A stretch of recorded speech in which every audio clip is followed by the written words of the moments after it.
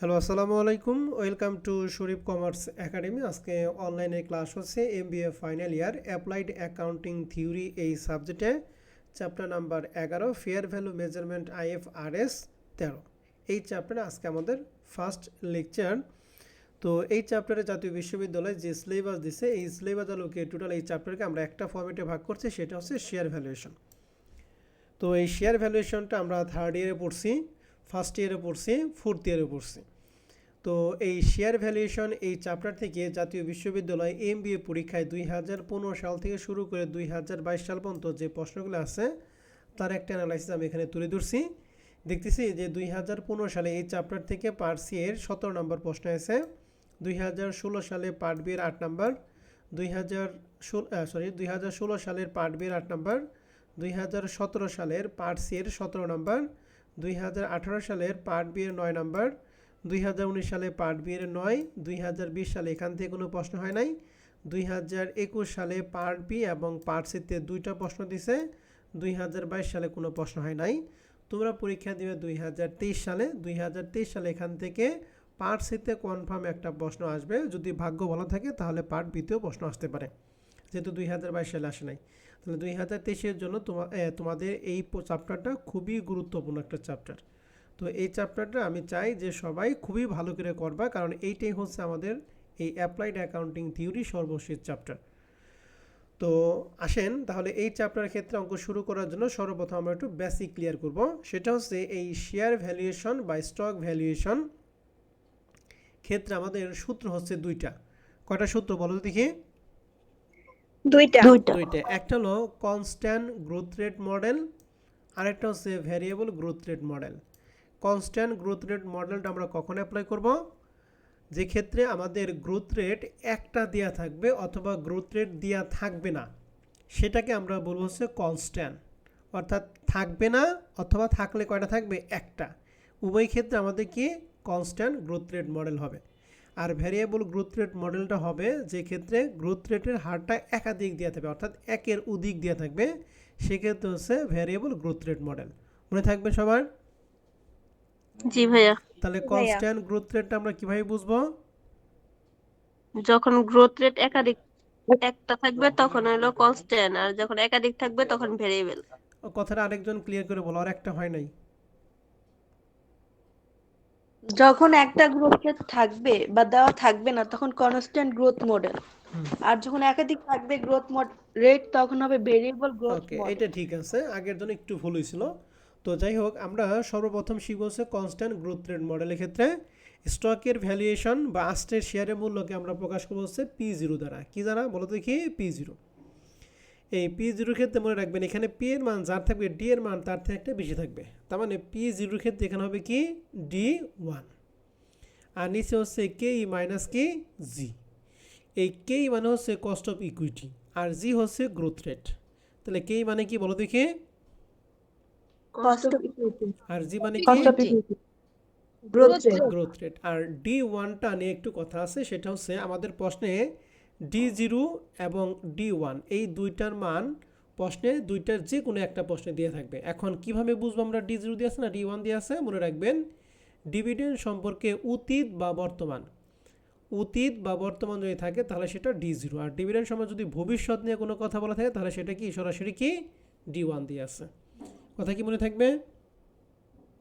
তাহলে ডিভিডেন্ড নিয়ে অতীত বা বর্তমান থাকলে কি D0, আর ভবিষ্যৎ থাকলে ভবিষ্যৎ নিয়ে কথা বলা থাকে D1। এখন প্রশ্ন মনে করো যে প্রশ্নে আমাদের D0 দিয়ে আছে, এটা আমাদের অঙ্ক করার তো লাগে D1। তাহলে D0 থেকে D1 বের করার সূত্র হচ্ছে D0 × 1 + G। আবার D1 এর পরিবর্তে যদি আবার D1 এর পরে যদি D2 লাগে তাহলে সেক্ষেত্রে সূত্র D1 × 1 + G। তাহলে D3 সূত্র কি হবে একটু বলেন দেখি? D2 × 1 + G। কথা সবাই বুঝতে পারছি? জি ভাইয়া। ওকে, ঠিক আছে। তাহলে আসেন এই কনস্ট্যান্ট গ্রোথ রেট মডেলের ক্ষেত্রে P0 সূত্র হলো তাহলে D1 / K - G। এটা হলো আজকের স্টকের মূল্য। যদি 1 বছর পর স্টকের মূল্য চাই তাহলে হবে P1। তাহলে P1 এর ক্ষেত্রে হবে কি D2 / K - G। যদি 2 নাম্বার বছর শেষে দ্বিতীয় বছর শেষে P0 স্টকের মূল্য বের করতে হয় সেক্ষেত্রে কী হবে বলে দেখি P2। তাহলে P2 সূত্র কী হবে একটু বলেন তো দেখি। D3 কে মাইনাস K মাইনাস C।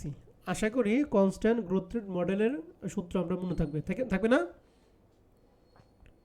জি ভাইয়া আসেন আমরা তাহলে একটা কনস্ট্যান্ট গ্রোথ রেট মডেলে একটা অঙ্ক দেখি, এরপর আমরা ভ্যারিয়েবল নিয়ে কথা বলবো।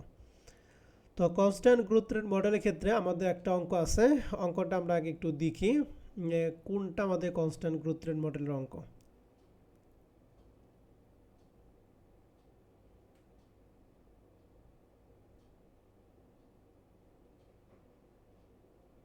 ওকে, কনস্ট্যান্ট গ্রোথ রেট মডেলের অঙ্ক আমাদের অনেকগুলি দিয়ে আছে, এর মধ্যে আমরা 2021 সালে অঙ্কটা দিয়ে শুরু করি। রিসেন্ট কোশ্চেন এক্সারসাইজ 2 এটা দেখতে পাচ্ছেন সবাই? হ্যাঁ ভাইয়া ওকে, দেখেন প্রশ্নটা কি বলছে। The Blue Moon Limited currently pay 4 টাকা per dividend as a annual dividend rate. তাহলে কারেন্টলি ডিভিডেন্ড, তাহলে ডিভিডেন্ড সম্পর্কে বর্তমান সম্পর্কে বলা আছে। তাহলে এই চারটায় কি D0 না D1? D0। তাহলে D0 এর মান হচ্ছে 4 টাকা। As even 10% require rate of return, এই রিকোয়ার রেট অফ রিটার্ন মানে হচ্ছে কে এর মান দেওয়া আছে, কস্ট অফ ইকুইটি দেওয়া আছে কয় পার্সেন্ট? 10%। বের করতে বলছে compute the value of share under each of the following dividend growth rate assumption. আমাদের শেয়ারের মূল্য বের করতে বলছে নিম্নোক্ত গ্রোথ রেটের কন্ডিশন অনুযায়ী। এখানে আমাদের 3টা গ্রোথ রেট সম্পর্কে কথা বলা আছে। প্রথমটা সম্পর্কে আমরা একটু ভালো করে খেয়াল করি। প্রথম বলা আছে যে annual rate of growth rate 0% infinitive, অর্থাৎ আজীবন পর্যন্ত 0% করে গ্রোথ রেট কি বাড়তে থাকবে। তাহলে 1 নম্বরের জন্য গ্রোথ রেট কি দেয়া আছে না দেয়া নাই বলেন যদি কি? দেয়া নাই। দেয়া নাই। যদি দেয়া না থাকে বা একটা থাকে তাহলে সেক্ষেত্রে কোন মডেল হয়? কনস্ট্যান্ট। আর কনস্ট্যান্টের ক্ষেত্রে P0 সূত্র কি? D1 divided by K minus কি? K মাইনাস জি এখানে আমাদের একটু হিয়ার দেখায়, আমাদের প্রশ্নে কি D1 সরাসরি দিয়ে আছে না D0 সরাসরি দিয়ে আছে? D0 দাও তাহলে D0 সমান সমান কত? 4। তাহলে D1 বের করার সূত্র কি? D0 ইন্টু 1 প্লাস কি বলো দেখি? G। তাহলে D0 এর মান দিয়ে আছে 4 ইন্টু 1 প্লাস G। আমাদের G এর মান কি প্রশ্নে দিয়ে আছে? না, এই জন্য 0। তাহলে সমান সমান কত হলো? D1 কত বলো দেখি? 4। তাহলে এই অঙ্কে D0 যে কথা D1 ও কত কি সেম, কারণ কি বৃদ্ধি নাই তো। বৃদ্ধি যদি না থাকে D0 যে কথা D1 D2 D3 D5 এবং D100 পর্যন্ত কি সেম মানে হবে যদি বৃদ্ধি না পায়। তাহলে D0 এবং D1 নিয়ে আপনাদের কারো কোনো প্রশ্ন আছে? না ভাইয়া না। এরপর হচ্ছে কে মানে কস্ট অফ ইকুইটি দিয়ে আসলো 10% মানে কি 0.10।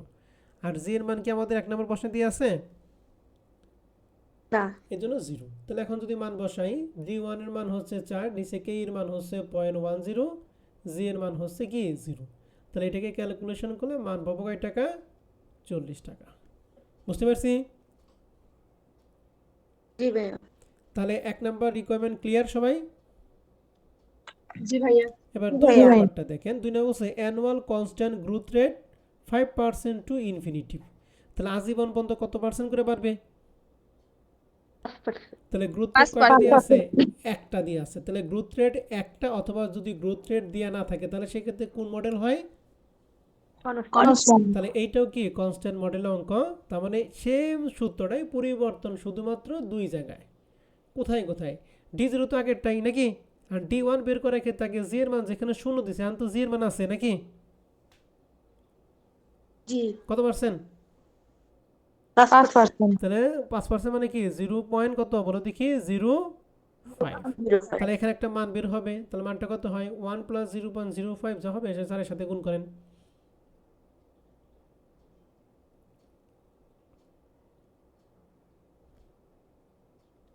কত হয়?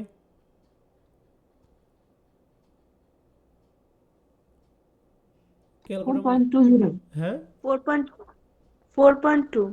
4.2। ওকে, কে এর মান আগেরটাই 10%, জি এর মান কয় পার্সেন্ট? 5%। এখন যদি মান বসাই তাহলে এখানে D1 এর মান 4.2, কে এর মান আগের থেকেই 10, আর জি এর মান হচ্ছে 0 পয়েন্ট কত বলো দেখি? 05।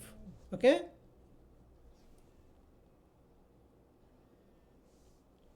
আর এখানে মান বের করলে তো কত হয়? 84 কত?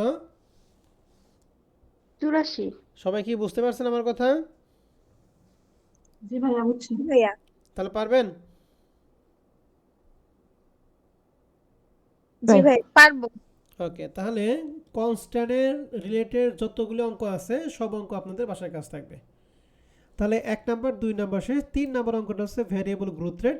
সেটা হচ্ছে কিভাবে আমরা বুঝবো?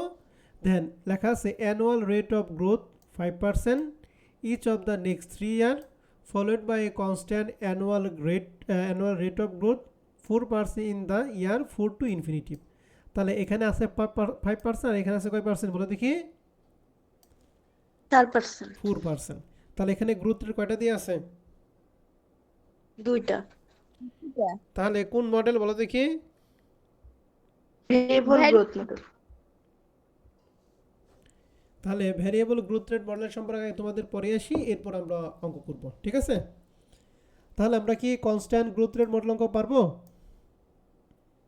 পারবো ভাইয়া। তাহলে কনস্ট্যান্ট রিলেটেড যতগুলো অঙ্ক আছে এগুলো সব আপনাদের বাসায় কাজ থাকবে। আসেন আমরা তাহলে একটু ভ্যারিয়েবল নিয়ে একটু আলোচনা করি।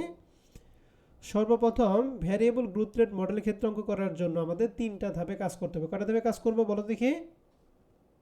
3টা ধাপে। প্রথম ধাপটা লেখা আছে ধাপ 1, লেখা আছে কি অঙ্কটি যত বছরে থাকবে তার থেকে 1 বছর বেশি কার মান বের করব?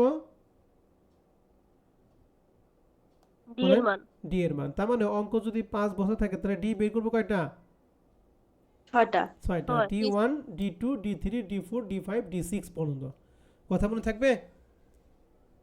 জি ভাইয়া। তাহলে ভ্যারিয়েবল ক্ষেত্রে প্রথম কন্ডিশন অঙ্কটা ঠিক যত বছর থাকবে তার থেকে 1 বছর বেশি কার মান? ডি এর মান। ডি এর মান। ডি এর মান। ধাপ 2 নম্বরে বের করব আমরা অঙ্কটা যত বছর থাকবে ঠিক ওই বছরের জন্য কার মান? পি এর মান। তাহলে অঙ্ক যদি 5 বছর থাকে তাহলে আমরা শুধুমাত্র বের করব P5। শুধুমাত্র কি বের করব বলো দেখি? P5। আবার P1 P2 P3 P4 P5 বের করে দেন। শুধুমাত্র কি বের করবেন? যত বছর অঙ্ক ঠিক ওই বছরের জন্য কার মান? P এর। P5। ডি এর মান। তাহলে অঙ্ক যদি 7 বছর থাকে তাহলে P1 থেকে শুরু করে P7 নাকি শুধুমাত্র সরাসরি P7? P7। সরাসরি P7। তাহলে প্রথম দুইটা ধাপ একজন রিপিট করেন তো, কি বলছি?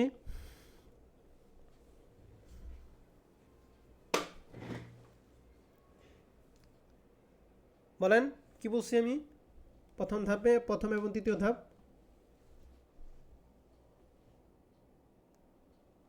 অঙ্কটি যত বছরে থাকবে তার থেকে 1 বছরের বেশি ডি এর মান নির্ণয় করতে হবে। তাহলে অঙ্ক যদি 10 বছর থাকে তাহলে ডি এর মান বের করব কয়টা? 11। 11টা। D1 দিয়ে শুরু করে D11 পর্যন্ত। আর 2 নম্বর স্টেপে কি বলা হয়েছে? অঙ্কটি যত বছরে ঠিক ওই বছরে পি এর মান নির্ণয় করতে হবে। তাহলে অঙ্ক যদি 10 বছর থাকে তাহলে কার মান বের করব? শুধুমাত্র পি এর 10। P10 বের করব নাকি? এবং সর্বশেষ বের করব কি? P0। P0 মানে আজকে শেয়ারের মূল্য। এখন P0 ভ্যারিয়েবল কনস্ট্যান্ট মডেলের ক্ষেত্রে P0 সূত্র হচ্ছে D1 ডিভাইডেড 1 প্লাস কে ই পাওয়ার 1 প্লাস D2 ডিভাইডেড 1 প্লাস কে ই পাওয়ার 2। এরকম করে যত বছর থাকবে এরকম করে তত বছর কি আগাইতে থাকবে। কথা বুঝতে পারছি? জি ভাইয়া। এবং শেষ বছরের ক্ষেত্রে পি এর মানটা ডি এর সাথে কি করতে হবে? যোগ করতে হবে। অর্থাৎ অঙ্ক যদি 10 বছর থাকে তাহলে শেষ বছরের D10 হবে, D10 এর সাথে P10 যোগ করব, মনে থাকবে? আর অঙ্ক যদি 3 বছর থাকে তাহলে D3 এর সাথে P3 যোগ। অঙ্ক যদি 5 বছর থাকে তাহলে D5 এর সাথে কত যোগ করব? P5 যোগ করব। D5। কথা মনে থাকবে তো?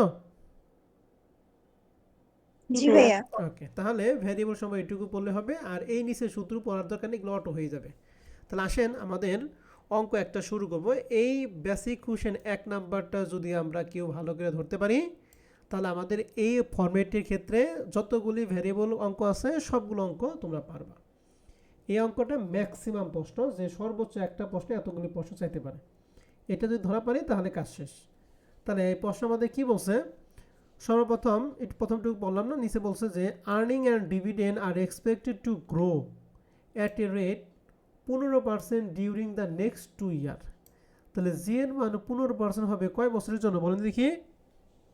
2 বছরের জন্য। তাহলে আমি তোমাদের সুবিধার জন্য লিখলাম জি সমান সমান 15%। এই 15% হবে কত কত বছরের জন্য? 2 বছরের জন্য। তাহলে 1 নাম্বার এবং কি 2 নাম্বার বছরের জন্য জি এর মান কত পার্সেন্ট? 15%। 15%। বলছে at 13% in থার্ড ইয়ার। তাহলে জি এর মান 13% শুধুমাত্র কোন বছরের জন্য? তৃতীয় 3 বছর। নম্বর তৃতীয় বছরের বছরের জন্য। জন্য কত পার্সেন্ট? 13%। অ্যান্ড বলছে and a constant rate 6% thereafter কথা মানে আজীবন। তাহলে 6% রেটটা কোন বছরের জন্য বলো দেখি? আজীবনের জন্য। আজীবন বছর কি আপনি গণে শেষ করতে পারবেন? না। তাহলে আবার একটু খেয়াল করেন, 15% হচ্ছে প্রথম এবং দ্বিতীয় বছরের জন্য, 13% হচ্ছে তৃতীয় বছরের জন্য, আর 6% হচ্ছে আজীবন। তাহলে অঙ্কটা কয় বছরে বলেন যদি দেখি? 3 বছর। 3 বছর। এই আজীবন বছর তো করা যাবে না, তাহলে অঙ্কটা এখানে 2 আর এখানে 1, তাহলে এখানে অঙ্কটা কয় বছরের? 3 বছর। যেহেতু 3 অঙ্কটা বছর। 3 বছর, তাহলে ডি এর মান বের করবো কয়টা? 4টা। 4টা। বলছে আসোস লাস্ট ইয়ার ডিভিডেন্ড টাকা হচ্ছে 20, তাহলে লাস্ট ইয়ার মানে গত বছরে ডিভিডেন্ড দিয়েছে 20 টাকা, তাহলে এই 20 টাকা কার মান? ডি জিরো না D one? D0। D zero. And require rate of return দিয়ে আছে কয় percent? 12%। Require rate of return মানে হচ্ছে কার মান? কে এর মান। কে এর মান? এখন আপনাকে 5টা প্রশ্ন করছে, আমরা প্রথম প্রশ্নটা নিয়ে আলোচনা করি। প্রথম বের করতে বলছে calculate the value of stock today, অর্থাৎ আজকে শেয়ারের মূল্য, দ্যাট ইজ পি জিরোর মান বের করতে হবে। তাহলে এখন দেখেন তো জি এর মান 3টা, আমরা বলছি ডি এর মান যদি একাধিক থাকে তাহলে সেটা কোন মডেল হয়ে যায়? ভেরিয়েবল। কারণ ভ্যারিয়েবল মডেলের ক্ষেত্রে কয়টা ধাপে কাজ করতে হয়? 3টা হবে। প্রথম ধাপ কি? ডি এর অঙ্ক যত বছর ঠিক তার থেকে 1 বছরের কার মান বেশি? ডি এর মান। তাহলে আমরা সর্বপ্রথম লিখছি ডি জিরো সমান সমান কয় টাকা দিয়ে আসলো? 20 টাকা। 20। এখন বের করছি ডি ওয়ান, তাহলে সূত্র কি? D zero into one plus G. D zero মান 20 ইন্টু ওয়ান প্লাস জি। এখন জি তো স্যার 3টা, কোনটা দিব? এই যে লিখে দিছি। প্রথম এবং দ্বিতীয় বছরে জি এর মান কয় পার্সেন্ট? 15% প্রথম। তাহলে এই যে প্রথম বছরের জন্য জি এর মান 15, এটাকে ক্যালকুলেশনের মান হবে 23। ডি টু সূত্র D one into one plus G, তাহলে ডি ওয়ানের মান পাচ্ছি 23 আর জি এর মান প্রথম দ্বিতীয় বছর 15% এর জন্য 15, ক্যালকুলেশন 26.45। তৃতীয় বছরের জন্য ডি এর মান ডি এর মান বসাইছি জি এর মান। তৃতীয় বছরের জি এর মান কত পার্সেন্ট হবে? 13%। তো এই যে 0.13 ক্যালকুলেশন করে এই মানটা, চতুর্থ বছরের মানটা 29.89 ইন্টু ওয়ান প্লাস জি। মনে রাখবেন অঙ্কটা যত বছরের ঠিক তার পরবর্তী বছরে যেখানে জি এর মান লাগবে সেখানেই রেটটা হচ্ছে আজীবনের রেট।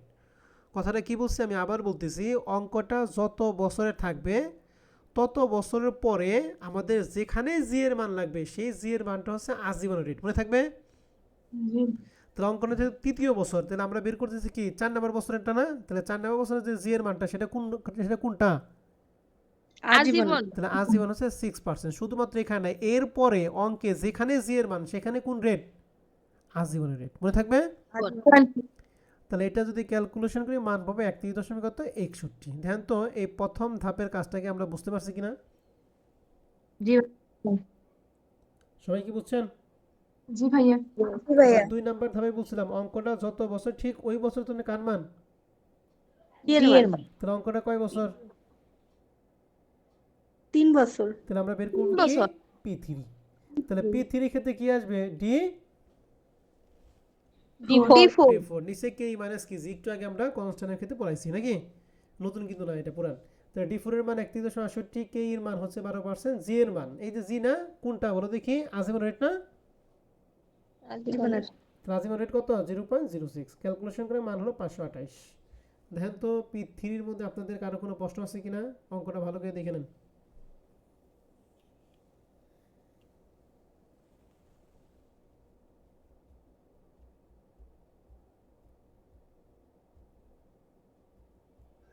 না ভাই। সবাই ক্লিয়ার তো? জি ভাইয়া। ওকে, এবার 3 নাম্বার স্টেপে P0 বের করব। তাহলে P0 শুধু কি D1 নিচে 1 প্লাস কে পাওয়ার 1, এরকম কয় বছর যাব? অঙ্কটা কয় বছরের? 3 বছর। তাহলে D2 নিচে 1 প্লাস কে পাওয়ার 2, D3 নিচে 1 প্লাস কে পাওয়ার 3। আর আমরা D3 এর সাথে P এর মানটা কি করতে হবে? করতে হবে। মনে রাখবেন এখানে অঙ্কটা যত বছর থাকবে আমরা P এর মানটা ঠিক তত বছরই বের করব না?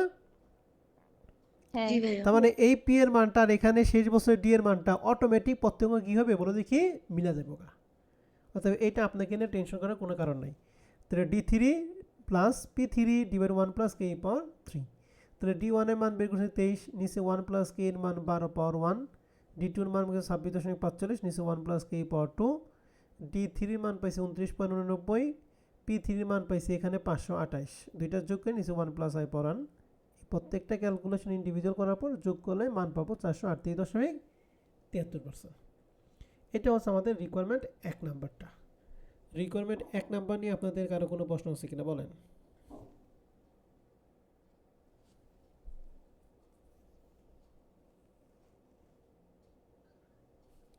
নাই ভাইয়া। নাই। সবাই কি বুঝছেন? সমস্যা নাই ভাইয়া। নাই জি ভাইয়া। ভাইয়া। ওকে, এবার আসেন, এটা যদি বুঝে থাকেন তাহলে রিকোয়ারমেন্ট 2 নাম্বার আপনার হাতের তালুতে পারবেন। P0 এর ক্ষেত্রে শুরু হয়েছে কি দিয়ে বলেন যদি কি?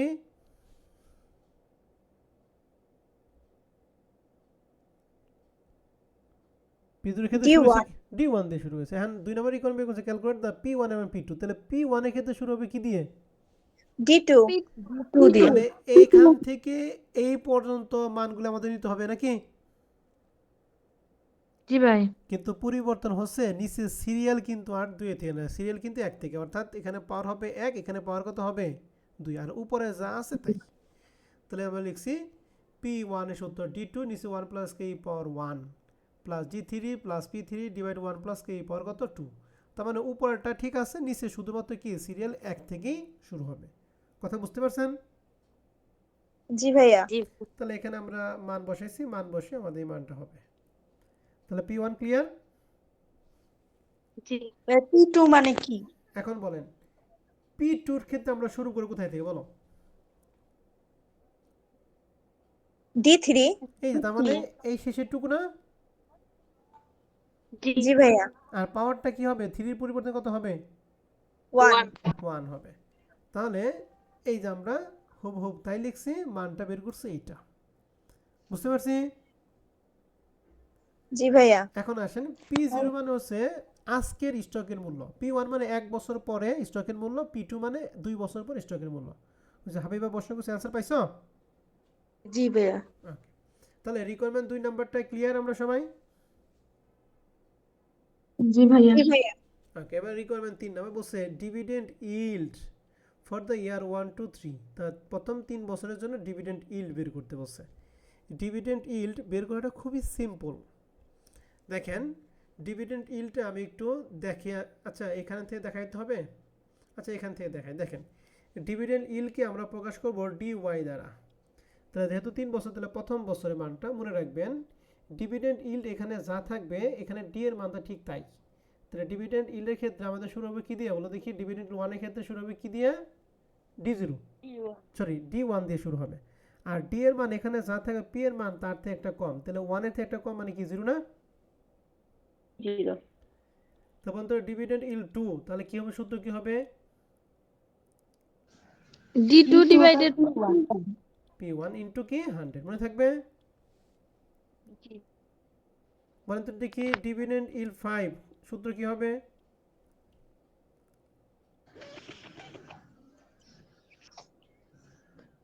D5 divided by P6 into 100। P 6 P4 P4 P4 হবে। এখানে যা থাকবে পি এর মান কি তার থেকে কি বলো তো নাহার, বেশি না কম? একটা কম। কম তাহলে বলছে 6 ভাই। বললেন কেন? ঠিক আছে ম্যাডাম? তাহলে এখন আসেন আমরা তাহলে ডিভিডেন্ড ইল্ডটা বসাই, D1 নিচে P0 ইন্টু 100। তাহলে D1 এর মান বের করছিলাম আমরা 23, P0 এর মান ওই যে 1 নাম্বার রিকোয়ারমেন্টে P0 এর মানটা আমরা বের করছি কত? 438.73। তো 438.73 ইন্টু 100 সমান সমান 5 দশমিক কত 24। বুঝতে পারছি? জি ভাইয়া। তো এবার জি ভাইয়া। ডিভিডেন্ড ইল্ড 2 এবং 3 আমাকে বলতে হবে নাকি পারবেন? পারবো ভাইয়া। সত্যি সত্যি পারবেন? পারবো ভাইয়া। এবার 4 নাম্বারটা দেখেন ক্যাপিটাল গেইন, এটা আনা সহজ। ক্যাপিটাল গেইনের ক্ষেত্রে বেসিক্যালি যে সূত্র সেটা হচ্ছে এইটা মনে রাখবেন, current minus previous divided by previous into 100। মনে থাকবে?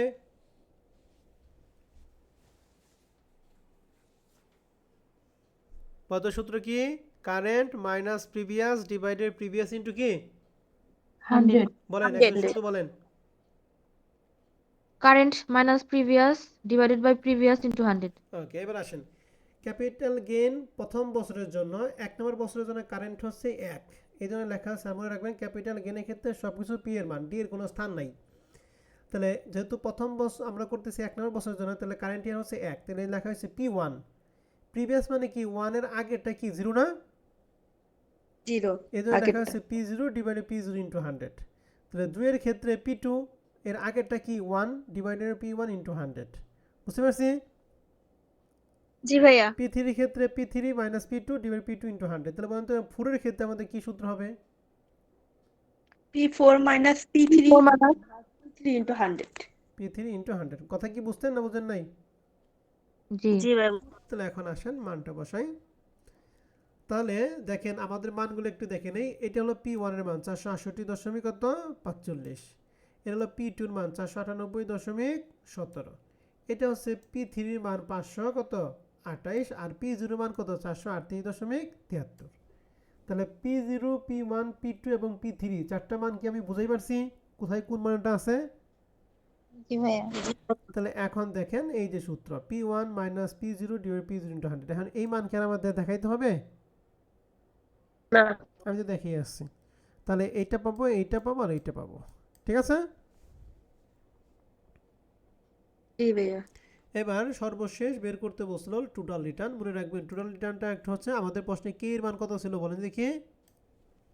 12%। মনে রাখবেন টোটাল রিটার্নটা সবসময় প্রত্যেক বছরের জন্য টোটাল রিটার্নটা হবে কে এর মানের কি সমান। কে এর মান কত ছিল? 12 ছিল না? দেখেন আমাদের টোটাল রিটার্নটা কত হবে? 12% হবে। যদি না হয় তাহলে অঙ্ক ভুল আছে। তাহলে দেখেন টোটাল রিটার্নের সূত্র হচ্ছে ডিভিডেন্ড ইল্ড এবং ক্যাপিটাল গেইন দুইটা কি করব আমরা যোগ করব। তাহলে দেখেন তো প্রথম বছরের ডিভিডেন্ড ইল্ড বের করেছিলাম 5.24 আর ক্যাপিটাল গেইন বের করেছে 6.76। এই দুটো যোগ করে 12%। দ্বিতীয় বছর বের করছি 5.65 আর এখানে বের করছি 6.35। তাহলে যোগ করে 12%। এখানে বের করছি 6 আর এখানে বের করছি কত 6, দুইটা যোগ করে 12%। ক্লিয়ার? জি ভাইয়া। কথা কি বুঝছো না বুঝো নাই? জি ভাইয়া। তাহলে এই যে একটা অঙ্কে সর্বোচ্চ তোমাকে 5টা রিকোয়ারমেন্ট করতে বলতে পারে, এই 5টা রিকোয়ারমেন্টের বাইরে আর কোনো অঙ্ক নাই। অতএব এই অঙ্কটা যদি আমরা ভালো করে পারি তাহলে বহুত অঙ্ক আপনারা পারবেন। তাহলে এটার মধ্যে আপনাদের কারো কোনো প্রশ্ন আছে? প্রশ্ন থাকলে আমাকে আমার সাথে কথা বলেন।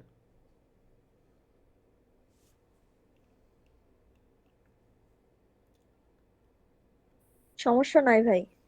সমস্যা নাই, ওকে ঠিক আছে। তাহলে দেখেন এই বেসিক কোশ্চেন একের মতো অনেক অঙ্ক আছে, অঙ্কগুলো আমি বাসায় কাজ দিয়ে দিব।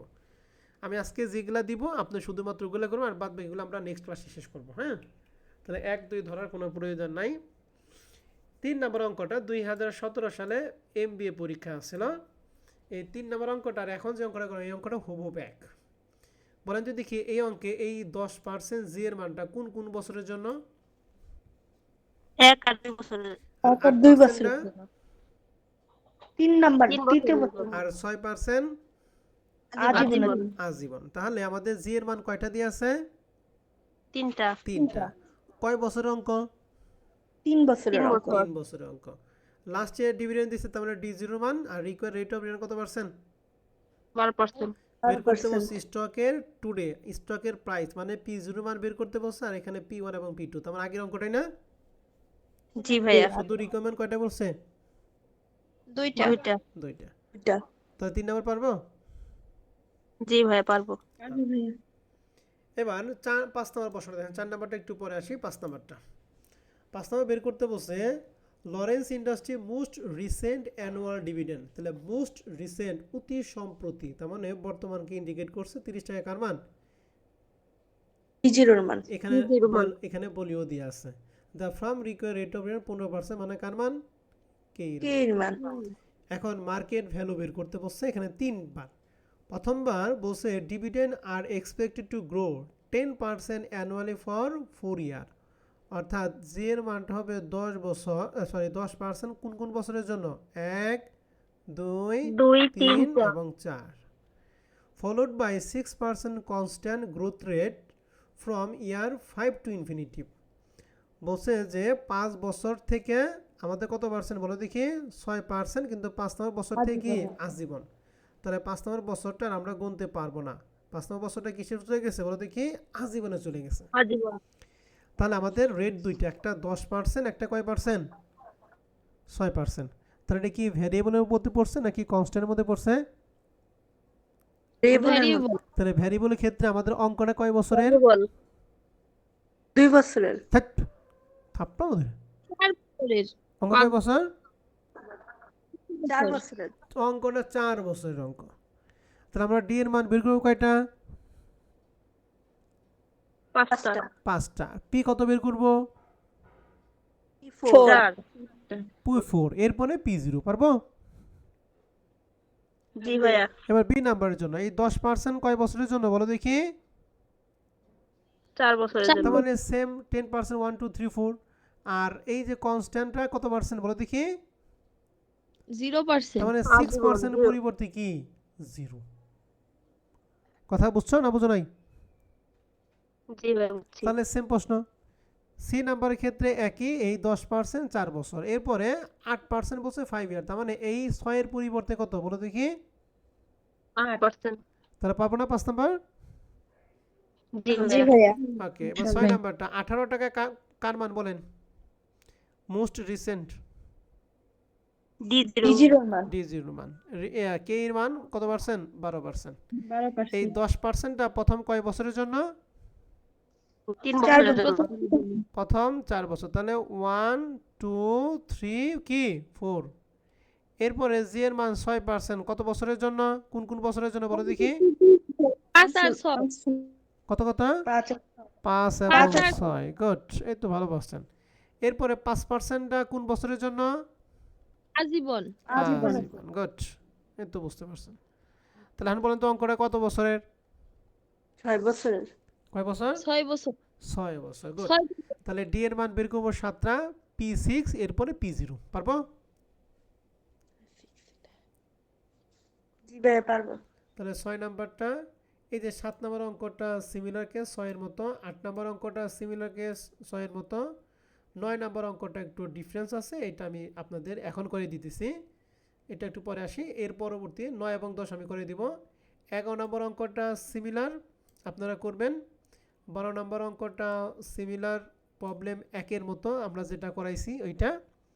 এখন এখানে একটু পরিবর্তন, সেটা হচ্ছে প্রথমে স্টক টুডে মানে P0 মান বের করতে বসে, ঠিক আছে? এরপরে ডিভিডেন্ড ইল্ড এবং ক্যাপিটাল গেইন বের করতে বসে 1 2 3, মানে প্রথম 3 বছরের জন্য ডিভিডেন্ড ইল্ড এবং ক্যাপিটাল গেইন।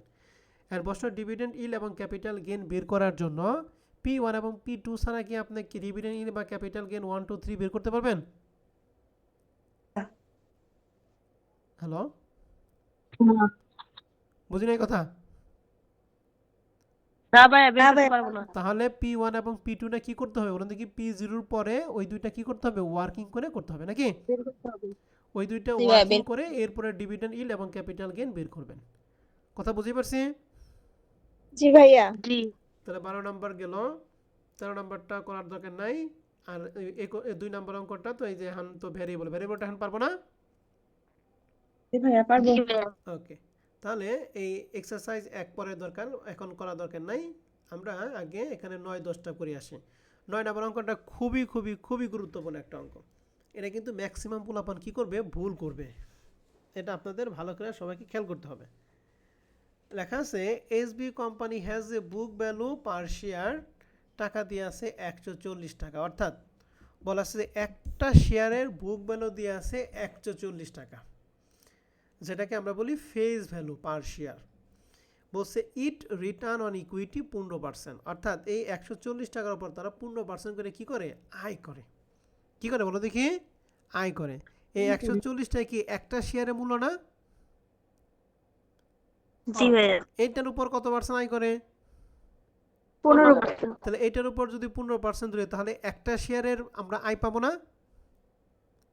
জি। আর জি ভাইয়া। একটা শেয়ারের আয়কে আমরা প্রকাশ করি ইপিএস, মানে আর্নিং পার শেয়ার। কথা বুঝতে পারছি? 5%। জি। তাহলে আর্নিং জি পার ভাইয়া। শেয়ার হবে 140 এ কত পার্সেন্ট? 15%। তাহলে এই যে আর্নিং পার শেয়ার লিখছি 140 এর 15% মানে 21 টাকা। প্রথমটুকু ক্লিয়ার সবাই? জি ভাইয়া। and জি ভাইয়া। বলছে and it follow a policy if retaining 60% of it earning, বলছে তারা যে আয় করে তার কত পার্সেন্ট জমে রাখে? 60%। তাহলে যদি 60% জমে রাখে তাহলে ডিভিডেন্ড দেয় কত পার্সেন্ট? 40%। 40%। আর ডিভিডেন্ড দেয় কার উপর? আয়ের উপর দেয় না? জি ভাই। আয়টা কত? 140 না 21 টাকা শেয়ার প্রতি আয়? 21 তাহলে 21 এর 40% সরাসরি D1 এর মান 8.40 বুঝছি না বুঝি নাই? জি ভাইয়া। তাহলে আমি আবার বলতেছি 60% জমে রাখে তাহলে ডিভিডেন্ড দিছে কত পার্সেন্ট? 40%। ডিভিডেন্ড দেয় কার উপরে? আয়ের উপর। এর জন্য 21-এর 40% D1 সরাসরি 8.4। এখন যেটা জমা করে রাখে সেটা আস্তে আস্তে কি পায় বলো দেখি? বৃদ্ধি পায়। ঠিক আছে, সেটা আস্তে আস্তে কি পায় বলো দেখি? বৃদ্ধি পায়। তাহলে জি এর মান মানে গ্রোথ রেট হবে 0.60 ইনটু আমাদের রিটার্নের আয়ের হার কত পার্সেন্ট? 15%। তাহলে 0.15। এই দুইটা যদি গুণ করি তাহলে আমরা পাবো 0.09, অর্থাৎ 9% হারে আমাদের কি শেয়ারগুলি কি বৃদ্ধি পাইছে। কয় পার্সেন্ট হারে বলো দেখি? 9% হারে। এক বলছে if the require rate of return, require rate of return মানে কার মান বলো দেখি? কে এর মান। এখন আপনাকে বলছে প্রেজেন্ট ভ্যালু অফ কি? শেয়ার। তাহলে শেয়ারের বর্তমান মূল্য বের করো। এখন শেয়ারের বর্তমান মূল্য বের করার জন্য আমাদের সূত্র দুইটা, একটা কনস্ট্যান্ট একটা ভ্যারিয়েবল। তাহলে আমরা এতক্ষণ যা ওয়ার্কিং করলাম এর মধ্যে জি এর মান পাইছি কয়টা? একটা পাইছি না? তাহলে একটা যদি পাই তাহলে এটা কোন মডেল বলো দেখি? কনস্ট্যান্ট। আর কনস্ট্যান্ট সূত্র কি? D0 নিচে কে মাইনাস কি?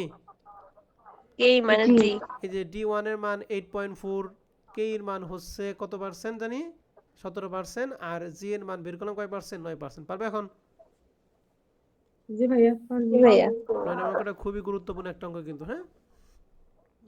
এবার 10 নম্বর প্রশ্নটা আসে।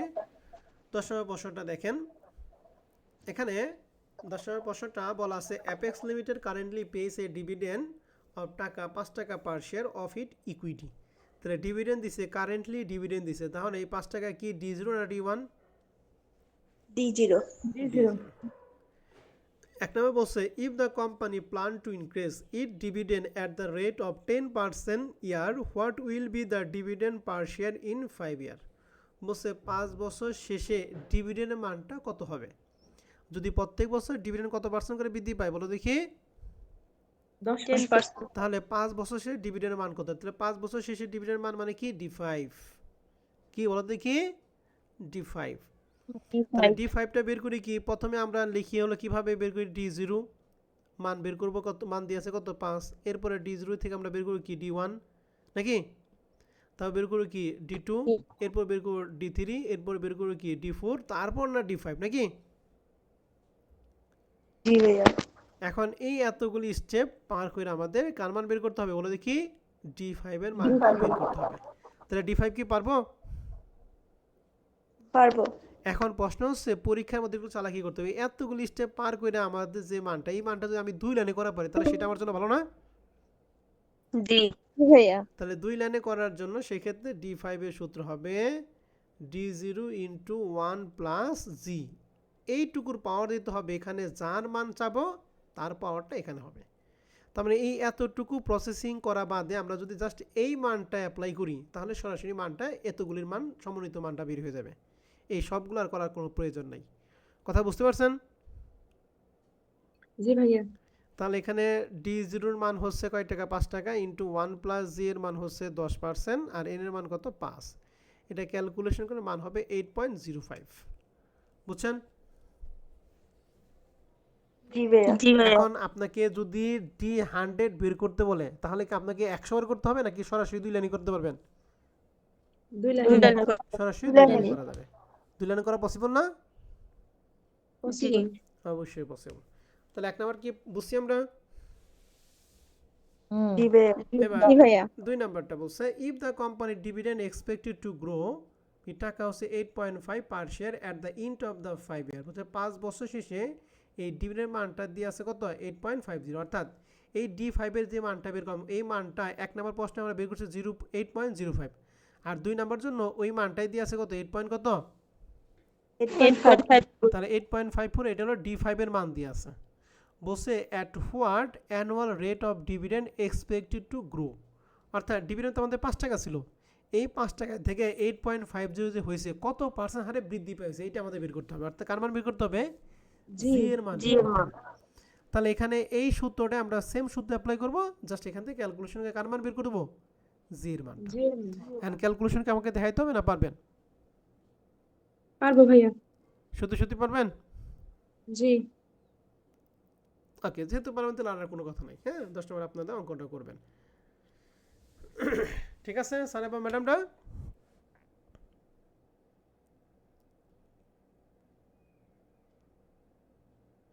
ভাইয়া ওকে, তাহলে এখন আপনাদের বাদ বাকি যেগুলো আছে এগুলো আপনাদের বাসায় কাজ থাকবে। বাকি রইল রিসেন্ট কোশ্চেন 1, প্রবলেম 13,